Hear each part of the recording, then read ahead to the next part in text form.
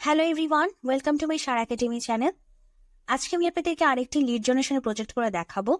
তবে কাজটি সহজ, কিন্তু কাজটি সহজ হলেও এখানে একটি কিন্তু আছে। যদি আপনারা সেই কিন্তুটি জানতে চান তাহলে প্রথম থেকে শেষ পর্যন্ত ভালো করে ভিডিওটি দেখবেন। আজকে যারা প্রথমবার আমার চ্যানেলে এসেছেন তাদেরকে আমি বলতে চাই যে আমার চ্যানেলে এই যে লিড জেনারেশন প্রজেক্ট নামক যে প্লে লিস্ট আছে, আপনারা যদি এই প্লে লিস্টের ভিডিওগুলো ভালো মতো দেখেন তাহলে কিন্তু আপনারা বিভিন্ন ধরনের লিড জেনারেশন প্রজেক্ট সম্পর্কে জানতে পারবেন। কেননা আমি বিভিন্ন ক্রাইটেরিয়া সম্পর্কে আপনাদেরকে দেখাই এবং সেরকম বেস্ট ভিডিও বানিয়েও দেখাচ্ছি। সো আপনারা যদি আমার চ্যানেলটিকে সাবস্ক্রাইব করেন তাহলে কিন্তু এরকম নিত্য নতুন ভিডিও দেখতে পাবেন। এছাড়াও ক্লায়েন্ট হান্টিং নামক যে প্লে লিস্ট আছে সেখানেও আমি আমার বিভিন্ন সিক্রেট আইডি আপনাদের সাথে শেয়ার করেছি। এছাড়াও অনেক কিছুই আছে, যদি আপনারা ক্লায়েন্ট হান্টিং থেকে ভিডিওগুলো দেখেন তাহলে আপনারা জানতে পারবেন। এরকম আরো ভিডিও আসবে সামনে, তো যদি চ্যানেলটিকে সাবস্ক্রাইব করেন তাহলে এরকম আপনারা নিত্য নতুন সবকিছু জানতে পারবেন। ঠিক আছে, তো চলুন আজকের আমরা রিকোয়ারমেন্টটি দেখি। সো এটা হচ্ছে আমার বাইরের রিকোয়ারমেন্ট। সো কাজটা খুবই সহজ এবং কাজটা আমরা কি করব, লিঙ্কডইন ব্যতীত করব, তাই না? মানে লিঙ্কডইন ছাড়া আমরা কাজটি করব। তো অনেকে আপনারা আছেন যে লিঙ্কডইন ছাড়া, মানে আপনারা চিন্তা করতেছেন যে আপনাদের লিঙ্কডইন অ্যাকাউন্ট নেই, কিভাবে আপনারা লিড জেনারেশনের কাজ করবেন। তাদের জন্য আমি বিভিন্ন প্রজেক্ট নিয়ে আসছি, আপনাদেরকে দেখাচ্ছি যে আপনাদের কাজ করতে লিঙ্কডইন অ্যাকাউন্টে কোনো প্রয়োজন পড়বে না। আপনারা লিঙ্কডইন অ্যাকাউন্ট ছাড়াই আপনারা লিড জেনারেশনের কাজ করতে পারবেন। তবে এই ক্ষেত্রে কিছু জিনিস আপনাদেরকে একটু মেপে মেপে চলতে হবে, সেটাই আমি আপনাদেরকে দেখাচ্ছি। তো দেখেন এখানে কি বলছে, এখানে বলছে যে বাইরের একজন এক্সপার্ট দরকার, তাকে স্পেসিফিক লিড বের করে দিবে। তার কোথাকার ডাটা দরকার, ডেন্টিস্টদের সম্পর্কে ডেটা দরকার, ওকলাহোমা সিটি থেকে। এটা ইউনাইটেড স্টেটসের একটা সিটি, এখান থেকে তার ইনফরমেশন লাগবে। ঠিক আছে, তো তার হচ্ছে গিয়ে 100টা লিড লাগবে। ওকে, আমরা 100টা লিড বের করবো, তেমন কোনো সমস্যা না। তবে এখানে একটি কিন্তু আছে, আমি আপনাদেরকে কিন্তু প্রথমেই বলছি, ঠিক আছে? সো সে কিন্তু সম্পর্কে আমি আলোচনা করব, তার আগে আমরা কাজটি কিভাবে করব সেটা আগে আমরা একটু দেখে নিই। ঠিক আছে, সো কাজ কিভাবে করব, কাজ করার জন্য আমাদের অ্যাপোলোতে চলে আসতে হবে। সো আজকে প্রথমবার যারা অ্যাপোলো সম্পর্কে জানতে পারছেন তাদেরকে আমি বলতে চাই যে আমার ওই যে লিড জেনারেশন প্রজেক্ট নামক যে প্লে লিস্ট আছে সেখানে চলে যাবেন। সেখানে আমি অ্যাপোলো দিয়ে অনেকগুলো প্রজেক্ট করিয়েছি। সো আপনারা যদি প্রজেক্টগুলো দেখেন আপনারা অ্যাপোলো সম্পর্কে অনেক কিছু জেনে যাবেন, কোনো অসুবিধা হবে না। তো আমি এখানে আর সময় ওয়েস্ট করতে চাচ্ছি না। এবার হোমে চলে আসবো, আমরা সার্চ আসবো, পিপলে আসবো। সো পিপলে এসে আমাদের কি করতে হবে, আমাদের হচ্ছে ডেন্টিস্টদেরকে ফাইন্ড আউট করতে হবে। তো জব টাইটেল আমি কি বসিয়ে দিব, জব টাইটেলে বসিয়ে দিব ডেন্টিস্ট। ডেন্টিস্ট চলে আসছে, ডেন্টিস্ট। ঠিক আছে, আচ্ছা আমাদের ডেন্টিস্ট বসে গেল। এরপর আমাদের কি লাগবে, এরপর হচ্ছে আমাদের লোকেশন লাগবে। লোকেশন কি ছিল, লোকেশন ছিল হচ্ছে, আবার একটু বানানটা দেখে আসি, ওকলাহোমা, ওকলাহোমা সিটি।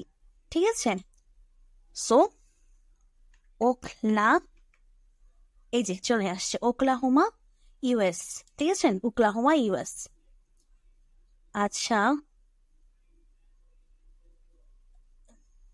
সিটি, আচ্ছা এক্সক্লুড লোকেশন। পরবর্তী যে অপশনটা এসেছিল আমরা ওটা প্রবেশ করাই, মানে ওটা আমাদেরকে ছোট করে নিতে বলতেছে। এই যে এটা নিতে বলতেছে, মানে ওকলাহোমা স্টেট থেকে ওকলাহোমা সিটিটাকে ফাইন্ড আউট করতে বলতেছে।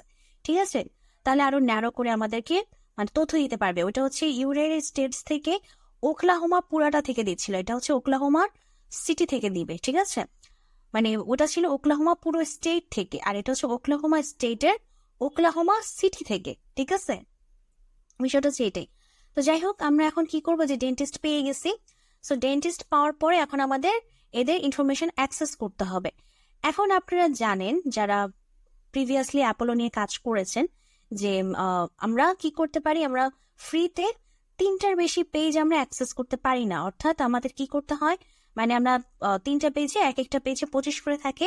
সো 3টা পেজে হচ্ছে আমরা 75টা লিড আমরা এক্সট্রাক্ট করতে পারি, এর চেয়ে বেশি আমরা এক্সট্রাক্ট করতে পারি না, রাইট? সো এক্ষেত্রে এখন আমরা কি করতে পারি, আমাদের তো হচ্ছে 100টা লিড লাগবে, এখানে আছে 111টা। সো কোনো অসুবিধা নেই, আমরা 100টা লিড ফাইন্ড আউট করতে পারবো। তো এই ক্ষেত্রে আমি বলবো যে অবশ্যই আপনারা আরেকটি অ্যাকাউন্ট ক্রিয়েট করবেন, মানে অ্যাপোলোর আরেকটি অ্যাকাউন্ট ক্রিয়েট করবেন। আপনারা যেহেতু আপনাদের মাল্টিপল জিমেল অ্যাকাউন্ট থাকে, সো মাল্টিপল জিমেল অ্যাকাউন্ট দিয়ে মাল্টিপল অ্যাকাউন্ট ক্রিয়েট করে নেবেন। আপনার আছে সেখানে অ্যাক্সেস, তো সেখান থেকে আপনি ওই বাকি 25টা কালেক্ট করে নিতে পারবেন, ঠিক আছে। সো এইভাবে 100টা আপনারা কালেক্ট করবেন। আর কিভাবে কালেক্ট করবেন, এই যে এখান থেকে ম্যাক্স পার পিপল এখানে ক্লিক করবেন, তারপর অ্যাপ্লাই সিলেকশনে ক্লিক করবেন, 25টা সিলেক্ট হয়ে যাবে, তারপর এক্সপোর্ট করবেন, এরপর হচ্ছে সেভে ক্লিক করবেন,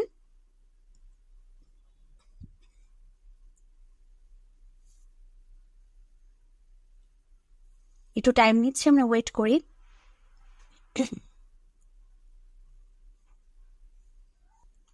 তো অ্যাপোলোর মাধ্যমে এক্সপোর্ট করার পর ওই যে সেভে দেওয়ার পরে আমাদের হচ্ছে গিয়ে এইভাবে আমাদের রেজাল্টে চলে এসেছে। মানে যখন আমরা আমাদের জিমেলে প্রবেশ করেছি, জিমেলে গিয়ে সেভ করে নিয়েছি, তখন আমাদের এরকম একটি রেজাল্ট দেখিয়ে দিয়েছে। তো দেখেন আমরা কত ইজিলি আমরা এই মানে বিষয়গুলোকে ফাইন্ড আউট করে ফেলতে পারলাম, আমাদের কিন্তু খুব একটা কষ্ট হলো না। তো এখন আমরা কয়টা করতে পারছি, 25টা করে ফেলতে পারছি। এভাবে আমরা পরের পেজে গিয়ে যে 1 নাম্বার পেজ অ্যাক্সেস করেছি, এরপর পরের পেজে গিয়ে আমরা আবার ঠিক একইভাবে এখানে 25টা কালেক্ট করতে পারবো, আবার 3 নাম্বার পেজে গিয়ে আমরা আবার 25টা কালেক্ট করতে পারবো। এইভাবে আমরা 75টা কালেক্ট করে ফেলতে পারবো। আর বাকি 25-এর জন্য যেটা বললাম যে এক্সট্রা কোনো ল্যাপটপ বা এক্সট্রা কোনো পিসি থাকলে সেখানে আপনারা করে নিতে পারেন অন্য একটি অ্যাকাউন্ট ক্রিয়েট করে, কিংবা আপনার ভাই বন্ধু যদি কেউ থেকে থাকে, পরিচিত বোন ভাই বোন এরকম বন্ধু, তাদের ল্যাপটপে বা তাদের পিসিতে থেকেও আপনারা অ্যাকাউন্ট ক্রিয়েট করে আপনারা ওই বাকি 25টাকে কালেক্ট করে নিয়ে আসতে পারেন, বা তাদেরকে বলতে পারেন যে এভাবে এক্সপোর্ট করে আপনাকে যাতে পাঠিয়ে দেয়, ঠিক আছে। সো এইভাবে আর কি একটু কষ্ট করে কাজ করতে হবে। আর যদি আপনারা পেইড ভার্সন ইউজ করে ফেলতে পারেন, মানে প্রথমেই যদি কিনে ফেলতে পারেন, তাহলে আর এই ধরনের প্রবলেম ফেস করবেন না। সো আমি যেহেতু একদম প্রথমেই কিনে ফেলেছিলাম, তাই আমার আর এই বিষয়গুলো নিয়ে এত চিন্তা করতে হয়নি। সো আমি এটাই সাজেস্ট করব যে আপনারাও প্রথম দিকে যদি সম্ভব হয় আপনারা কিনে নিতে পারেন। আদারওয়াইজ যদি মনে করেন যে না আপনারা এখন কিনবেন না, তো সেই ক্ষেত্রে এভাবে 25টা করে আপনাদের কালেক্ট করতে হবে। এছাড়াও অন্যান্য প্রজেক্টগুলো আপনারা কিভাবে করবেন, মানে আপডেট ভার্সনের প্রয়োজনীয়তা নাই, সেটা তো আমি আমার অন্যান্য ভিডিওতে দেখিয়েছি। আপনারা যদি দেখে থাকেন সেটা তো আপনারা জানেনই কিভাবে করতে হবে। এখন আমরা এটাতে একটু প্রবলেম কেন ফেস করতেছি, কারণ আমাদেরকে দিয়েছে ন্যারো করে, মানে আমাদের নিজেদের ন্যারো করতে হয়নি, বায়ার নিজে থেকে আমাদেরকে ন্যারো করে দিয়ে দিয়েছে। সো এর চেয়ে বেশি আমরা আর কত ন্যারো করব, এই ন্যারো থেকেই তো আমাদের 100টা লিড আমাদের নিতে বলছে। সো এটাকে তো আর ছোট করে আমরা বাকি 75টা আনতে পারবো না, বা বাকি 25টা আনতে পারবো না, বুঝতে পেরেছেন। সো এর জন্য হচ্ছে এটার ক্ষেত্রে আমাদের একটু প্রবলেম ফেস করতে হচ্ছে। সো এই ধরনের প্রজেক্ট আসলেও যে চেষ্টা করবেন অন্য কোনো ওয়েতে সেটাকে কালেক্ট করে নিয়ে আসা।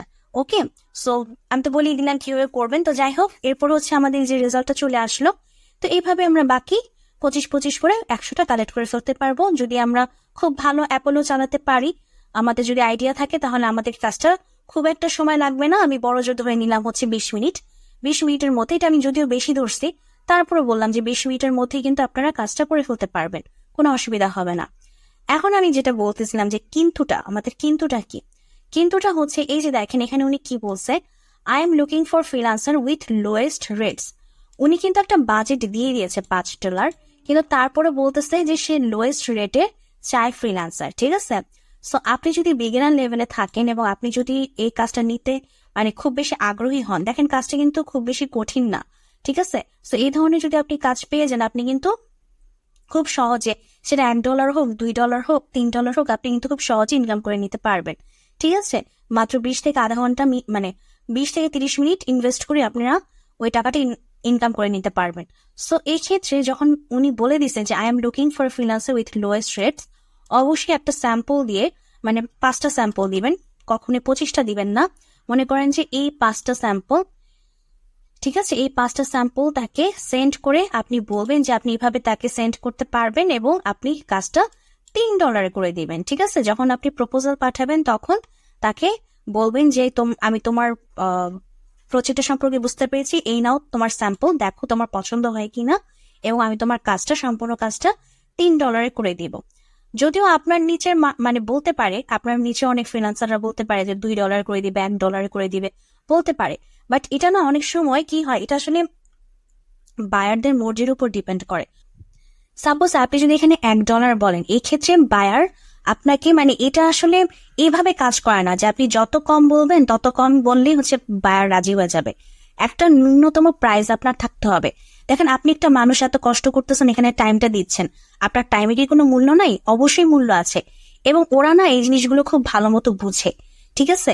সো আপনি যখন এই বিষয়টা কি করবেন, $1 বলবেন, তখন তার কাছে মানে এই জিনিসটা খুবই মানে অকওয়ার্ড লাগবে যে মানে এরকম একটা কাজ সে আমাকে কেন $1 করে দিবে। মানে ক্লায়েন্ট নিজে থেকে চিন্তা করবে যে এই সেলার কি কোনো মানে কাজ নাই, সে কি এতটাই বেকার যে সে আমাকে মাত্র $1 এই কাজটা করে দিচ্ছে।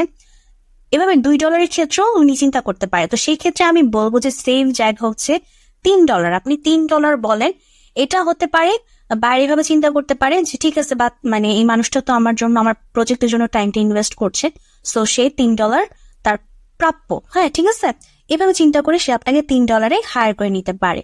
বুঝতে পেরেছেন? সো কখনো যদি এই ধরনের মানে উল্লেখ দেখেন বা মেনশন দেখেন, তখন সাথে সাথে এইভাবে কখনোই বাজেটের রেশিওটা এতটা নিচে নামিয়ে ফেলবেন না যেটা আপনার জন্য আরো হানিকারক হয়ে যায়, ঠিক আছে? আপনি এমন একটা ডিসেন্ট প্রাইস বলবেন যেটা করে মানে বায়ারকে আপনি সন্তুষ্ট করতে পারেন, আপনার নিজেরও যেন মানে অতটা ক্ষতি না হয়, ঠিক আছে? সো এরকম একটা ডিসেন্ট প্রাইস বলবেন। কখনো দেখলেই একদম নিচে নেমে এই ধরনের কাজের অফার করতে যাবেন না।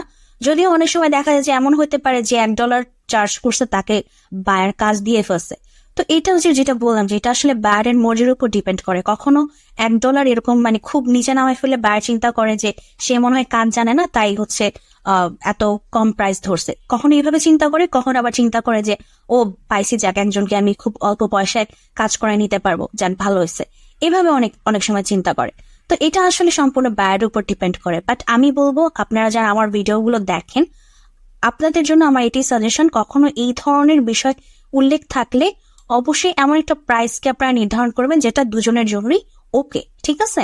সো আই থিঙ্ক আজকের বিষয়টা আমি আপনাদেরকে বুঝাতে পেরেছি। তো আজকের ভিডিওটা যদি আপনাদের কাছে ইনফরমেটিভ মনে হয়, অবশ্যই আমাকে কমেন্ট সেকশনে জানাবেন। আর আপনারা বেশি বেশি করে প্রজেক্ট প্র্যাকটিস করবেন, ঠিক আছে? কারণ প্রজেক্টে কিন্তু বিভিন্ন সময় বিভিন্ন রিকোয়ারমেন্ট থাকে, ঠিক আছে? সো বেশি বেশি যদি আপনি প্রজেক্ট প্র্যাকটিস না করেন, আপনারা কিন্তু রিকোয়ারমেন্ট সম্পর্কে জানতে পারবেন না। ওকে, সো আজকের ভিডিওটা এখানেই শেষ করছি। ভালো থাকবেন।